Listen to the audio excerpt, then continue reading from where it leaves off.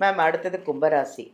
கும்பராசிக்கு எப்படி இருக்கு இந்த ஆடி மாத பலன்? அந்த கும்பராசிக்காரங்க யார்கிட்டேருந்து கொஞ்சம் விலகி இருந்தா நல்லது மேம்? பொதுவா பாருங்க மேடம், கும்பம் 4ஆம் பாவத்துல செவ்வாய் இருக்காரு. சுக தாயார் ஸ்தானத்துல செவ்வாய். குழந்தைங்க நல்ல புத்திசாலித்தனமா படிப்பாங்க. குழந்தைங்கள நினைச்சு நீ சந்தோஷப்படுவ. கடனை அடைக்கணும் அப்படின்னு நம்ம கொஞ்சம் பிளான் பண்ணும்போது இந்த மாசம் கொஞ்சம் கடனாவது அடைப்போம் அப்படின்னு சொல்லலாம். முக்கியமா கணவன் மனைவி அந்யோன்யம் அன்பு காதல்ன்றது மேலோங்கும் அப்படின்னு சொல்லலாம்.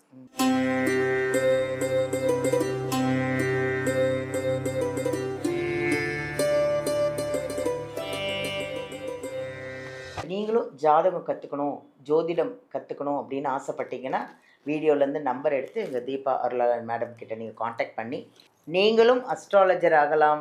உங்கள் ஜாதகத்தை நீங்கள் பார்த்துக்கலாம். உங்கள் ஃபேமிலி ஜாதகத்தை நீங்கள் பார்த்துக்கலாம். எல்லாருக்கும் வணக்கம். நான் உங்கள் பாலாம்பிகா.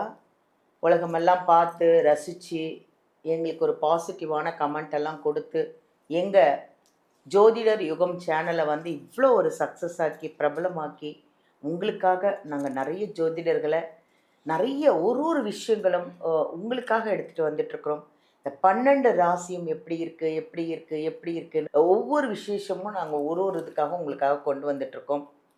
இன்றைக்கி ஒரு அருமையான பதிவுங்க. இன்றைக்கி ஆடி மாத பலன், அதாவது ஆடி மாதம் வரப்போகுது. ஆடி மாதமே வந்து தெய்வத்துக்குரியது, அதுவும் அம்மனுக்கு உகந்த மாதம்தான் ஆடி மாதம். இந்த ஆடி மாதத்தில் எப்படி இருக்குது 12 ராசிக்கும் ஆடி மாத பலன் எப்படி இருக்குது அப்படின்னு ஒரு அருமையான நம்ம அழகான ஒரு ஜோதிடர் வந்து சொல்ல போகிறாங்க. அதில் நான் ஒரு விஷயம் அவங்கக்கிட்ட ஒரு குறிப்பாக கேட்க போகிறது என்னென்னா, இந்த ஆடி மாதம் முழுவதும் யாராவது ஒரு உறவுக்கிட்டேருந்து பிரிஞ்சு இருந்தால் நல்லது அப்படின்னா அது என்ன உறவாக இருக்கும் அப்படின்னு நம்ம டாக்டர் தீபா அருளாளன் மேடம் கிட்ட வந்து ஆடி மாத பலனும் இதையும் கேட்க போகிறேன். வாங்க கவனமாக பாருங்கள், ஃபுல் வீடியோ பாருங்கள். அப்போ தான் உங்களுக்கும் அது ரொம்ப பிரயோஜனமாகவும் இருக்கும். நிறைய வந்து பலன்கள் சொல்கிறாங்க, நிறைய பரிகாரம், நிறைய விஷயங்கள். இதில் வந்து யார்கிட்ட பிரிஞ்சு இருந்தால் இந்த ஆடி மாதத்தில் நல்லாயிருக்கும், நம்ம உறவுகள்லேயே ஒருத்தரோட பிரிஞ்சு இருந்தால் நல்லாயிருக்கும் அப்படின்னா அதை நீங்கள் கவனமாக கேட்டுக்கணும். உங்கள் ராசியும் இதில் வருது, ஜாக்கிரதையாக கவனமாக கேட்டுக்கோங்க. ஓகேவா? பார்ப்போம்மா, உங்களை சந்திப்போம்மா. வாங்க மீட் பண்ணலாம். வணக்கம் மேம். வணக்கம். எப்படி இருக்கீங்க மேம்? நல்லா இருக்கேன் மேம். நீங்கள் எப்படி இருக்கீங்க? நல்லா இருக்கேன் மேம்.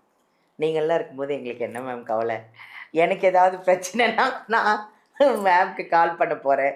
கண்டிப்பாக. அவ்வளோ வந்து ஒரு அருமையான நிறைய பதிவுகள், நிறைய 12 ராசிக்கும் ஒரு அற்புதமாக புது புது விஷயங்களெல்லாம் நீங்கள் கொண்டு வந்துட்ருக்கீங்க.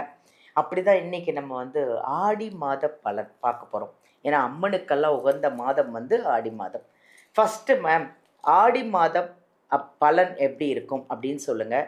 அடுத்தது இந்த ஆடி மாதம் முழுவதும் ஒரு உறவினர்கிட்டேருந்து பிரிஞ்சு இருந்தால் நல்லது அப்படின்னு நான் கேள்விப்பட்டேன். அது எந்த உறவாக இருக்கும் இந்த 12 ராசிக்கும்?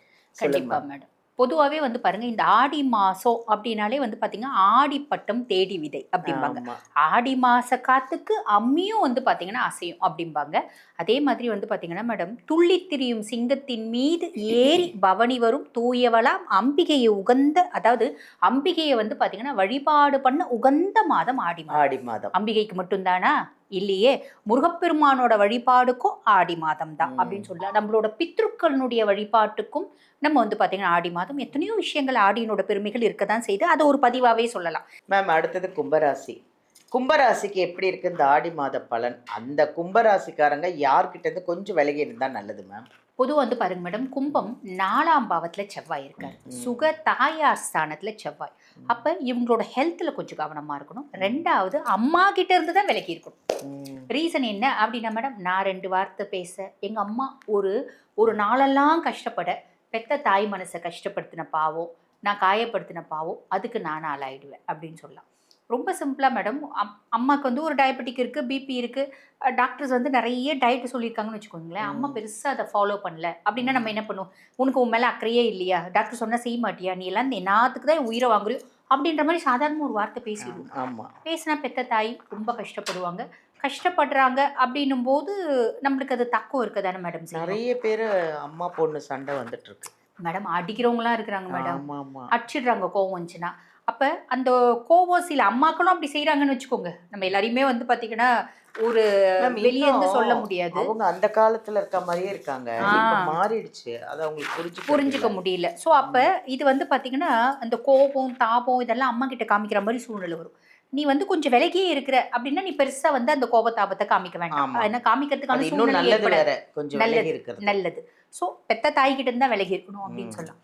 அதே மாரி பாத்தீங்கன்னா, 5ல புதன். குழந்தைங்க நல்ல புத்திசாலித்தனமா படிப்பாங்க. ம். குழந்தைங்கள நெனச்சு நீ சந்தோஷப்படுவ. ம். என்ன குழந்தைங்க செஞ்சாலும் ஆக்கப்பூர்வமா, புத்திசாலித்தனமா செய்வாங்க ம். அப்படின்னு சொல்லலாம். இதுவரைக்கும் குழந்தை பிராப்தம் இல்லைங்க. ம். மருத்துவ செலவுனால குழந்தை பிராப்தம் கிடைக்கிறதுக்கான வாய்ப்பு உண்டு. ம். அதுக்கப்புறம் 6ஆம் பாவத்துல சூரியனும் குருவும். குரு ரோக குருவா இருக்காரு. ம். அதே மாதிரி பார்த்தீங்கன்னா, 6ஆம் பாவத்துல சூரியனும் குருவும் இருக்காங்க அப்படின்ற பட்சத்துல கடனை அடைக்கணும் அப்படின்னு நம்ம கொஞ்சம் பிளான் பண்ணும்போது, இந்த மாசம் கொஞ்சம் கடனாவது அடைப்போம் அப்படின்னு சொல்லலாம். ஹையர் அஃபிஷியல்னோட சப்போர்ட்னால. ஒரு லோன் குடுப்பாங்க. அத வாங்கி தனிநபர் கடன் அப்படின்றத அடைப்போம். அப்பா வந்து கொஞ்சம் சப்போர்ட் பண்ணுவாரு. தனிநபர் கடன அடைக்கலாம். மாமனார் அட என்னப்பா டெய்லி வீட்டாண்ட வந்து பார்த்தீங்கன்னா, கடன்காரன் வந்துங்கிறாங்களா, என் பொண்ணுக்கு பெரிய அவமானக்கேடா இருக்கு. இந்தா இத புடிச்சுக்கோ. நிதானமா நீ எனக்கு குடு. அடை அப்படின்னு சொல்லுவாங்க. அந்த மாதிரி கடன் அடைக்கிறதுக்கான பிராப்தம் உண்டு. 7ஆம் பாவம் களத்திர ஸ்தானத்துல இவ்வளோ நாள் வரைக்கும் கேத்து இருந்தாங்க. எனக்கும் என்னுடைய லைஃப் பார்ட்னருக்கும் இப்படி இருந்துச்சு. ஒரு பெரிய கேப் இருந்துச்சு. இடைவெளி இருந்துச்சு. வேக்யூம் இருந்துச்சு அந்த உறவுல. இப்ப சுக்கிரனும் இருக்கான். அட என்ன வந்து நாங்க விலகி இருந்தாலும் அன்பு அப்படின்றது மேலோங்குதுப்பா. இப்ப என்னுடைய லைஃப் பார்ட்னர் மேல எனக்கு அலாதி பாசம் இருக்கு.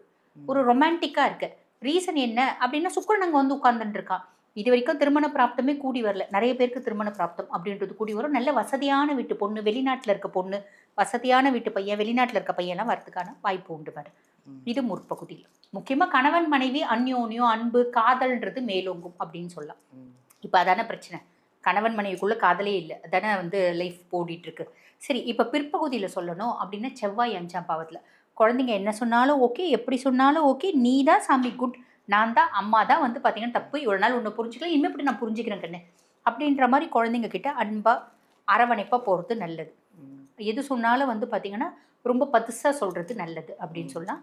6ஆம் பாவத்துல புதன். கடன் அடைக்கிறதுக்காக சில பல டாக்டிக்ஸை நான் யூஸ் பண்ண அடைக்க ஆரம்பிக்கிறேன். அதே மாரி 8ல சுக்கிரன். பெண்கள் கிட்ட கொஞ்சம் கவனமா தான் இருக்கணும். முக்கியமா சொல்லணும் அப்படின்னா, பெண்களுக்கு உரிய மரியாதை அப்படின்றது குடு. அது வந்து நல்லது அப்படின்னு சொல்லலாம். ஆ எந்த பெண்களா இருந்தாலும் அவங்கள அவமரியாதை அப்படின்றது படுத்தாத. எக்காரணத்த கொண்டும் அவங்கள பத்தி காசிப் பேசாத. பெண்கள் கூட உறவுமுறை ஏதாவது வந்து பார்த்தீங்கன்னா, நம்ம இருக்கு அப்படின்னா டீசென்ட்டான உறவுமுறையா இருக்கிறது நல்லது.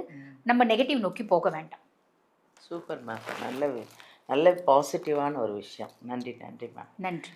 நல்லா இருக்கு. கும்பத்துக்கு இந்த ஆடி மாத பலன் ரொம்ப நல்லா இருக்கு. இருந்தாலும் அம்மா கிட்டலாம் கொஞ்சம் சண்டை கிண்டை போடாதீங்க.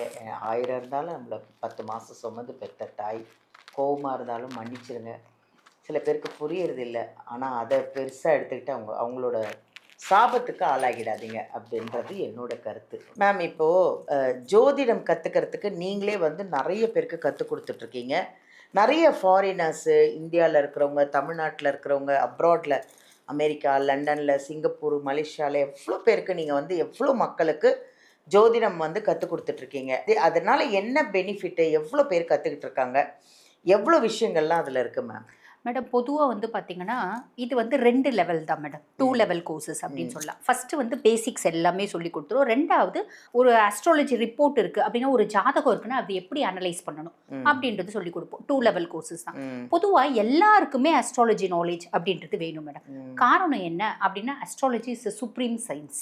Planets never say lie. நம்ம நினைக்கிறோம் நம்மளோட புத்திசாலித்தனத்தினால தான் நம்ம வாழறோம். இல்ல, கிரகங்களோட ஒரு ஆளுமையினால கிரகங்கள் நம்மளை ஆட்டி வைக்கிறாங்க. நம்ம வந்து பார்த்தீங்கன்னா வாழறோம், கஷ்டப்படுறோம், வேதனைப்படுறோம், இல்லை சந்தோஷப்படுறோம். நிறைய விஷயங்கள் நம்ம வாழ்க்கையில் நடக்குது. அப்போ இந்த நேரத்தை நான் கணிக்க தெரிஞ்சிச்சு அப்படின்னா, நான் வந்து பார்த்தீங்கன்னா என்னோட பல கஷ்டத்துலேருந்து மீண்டு வந்துட முடியும். என்னோட சந்தோஷமான சுபிக்ஷமான வாழ்க்கைக்கு நானே அனலைஸ் பண்ணிக்க முடியும். இந்த பேசிஸில் தான் மேடம் எங்கள் அப்பா எங்கள் வீட்டில் எல்லாருக்கும் அஸ்ட்ராலஜி சொல்லி கொடுத்தாங்க.